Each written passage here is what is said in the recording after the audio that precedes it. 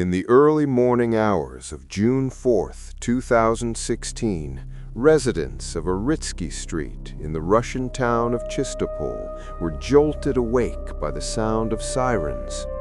Fire engines had arrived to battle a blaze engulfing a private home.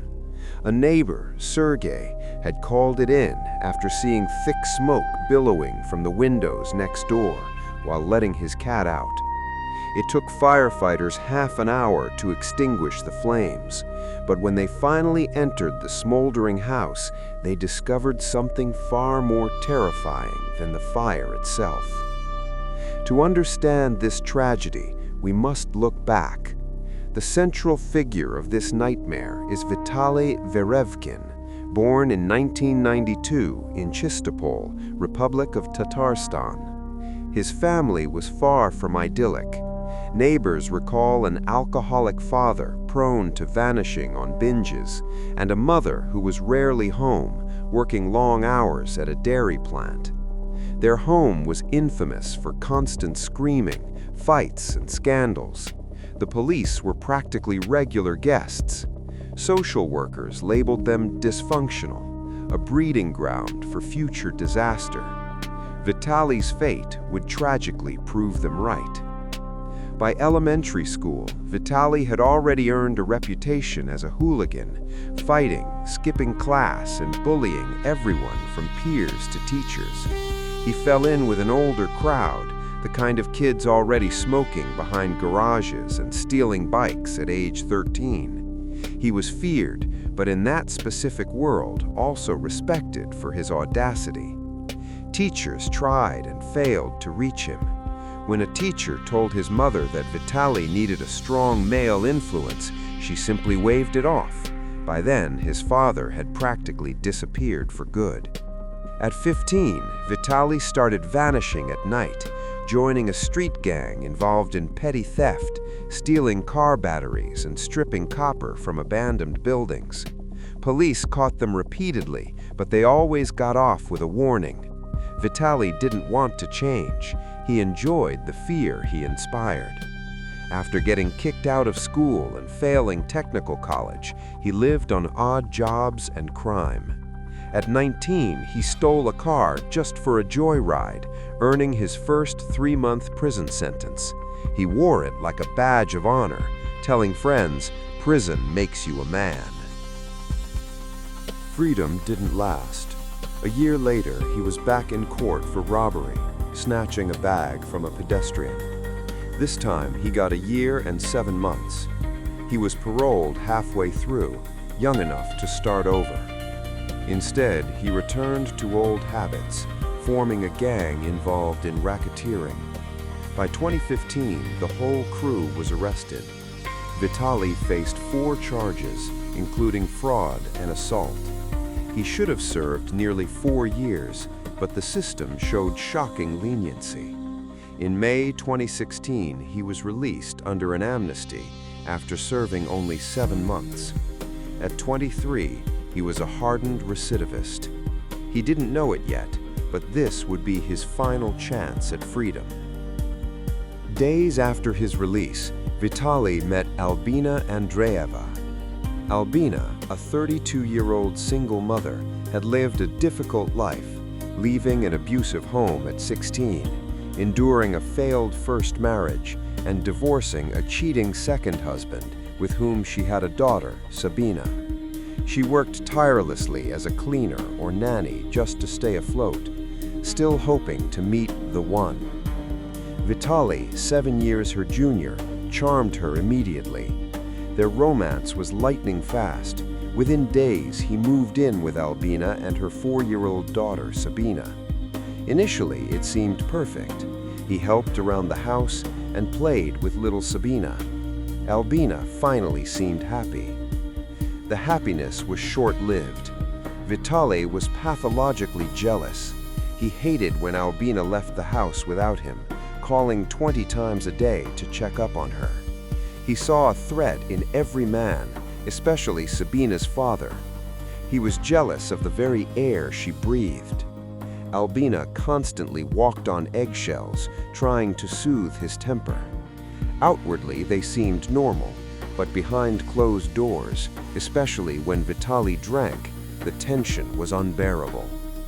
One drink and his eyes would glaze over, fists clenched, a friend recalled. Friday, June 3, 2016. Albina planned to take Sabina to a picnic organized by the girl's father. Vitaly was furious and absolutely forbade it. Instead, he insisted they spend the evening with his old prison friend, Artyom Pleyayev, and Natalia, his girlfriend, on Uritsky Street. Exhausted, Albina agreed.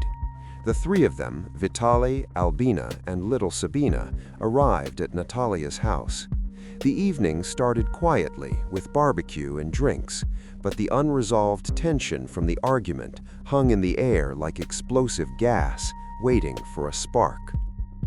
The spark came later that night. After a minor argument over Sabina missing her dad, things seemed to settle down. Around 1 a.m., the guests decided to stay over. Artyom and Natalia went to their room in an annex. Vitaly went to the room where Albina and Sabina were already sleeping. He lay down and tried to embrace Albina. Groggy and annoyed, she pushed him away. "Leave me alone, we're sleeping, and you smell. Get away." To Vitaly, with his fragile ego and twisted prison code of honor, this rejection was the ultimate humiliation, a disrespect that required a terrible price. Consumed by vengeful rage, Verevkin rushed to the kitchen. His eyes fell on a knife block. Grabbing the longest blade, he returned to the bedroom where Albina was dozing. It happened so fast, she didn't even scream. The 24-year-old stabbed her multiple times in the neck and chest. She died almost instantly. Calmly, Verevkin returned to the kitchen to wash the blood off the knife. That's where the hostess, Natalia, found him. She had gotten up for water. She didn't immediately realize what the red liquid was. What happened next was bizarre and horrifying. Verevkin turned on music, grabbed Natalia around the waist, and began a grotesque dance with her in the kitchen. As they spun, a chilling realization formed in his mind. She was a witness. He pushed her down, and before she could rise, he attacked her with the same knife. She too died on the floor. Now only 2 people were left asleep, his friend Artyom and 4-year-old Sabina. Verevkin went for Artyom next, stabbing his sleeping friend 28 times. Verevkin later claimed he intended to leave the little girl alive and just run. But as he headed for the door, 4-year-old Sabina, awakened by the noise, walked into the hallway crying. Terrified that her cries would alert the neighbors, Verevkin crossed the line that separates a criminal from a monster. Without hesitation, he silenced the child forever. He doused the house in accelerant and set it ablaze to cover his tracks, but neighbors spotted the smoke too quickly. Police arrested Vitaly the next morning. He was the last person seen with the victims. The trial that autumn was shocking, not for the verdict, but for Verevkin's behavior. He yawned, rolled his eyes, and showed absolute contempt for the court and the grieving families. He only showed emotion when outrageously arguing against paying compensation to the victims' relatives. Raphael, Sabina's father, wept openly in court, wishing the killer would rot in prison forever. On December 14, 2016, the Supreme Court of Tatarstan, recognizing the absolute danger Verevkin posed to society, handed down the only appropriate sentence: life imprisonment. Vitaly Verevkin was sent to the infamous IK-6 colony in the Orenburg region, better known as the Black Dolphin. It is a place from which no one ever returns.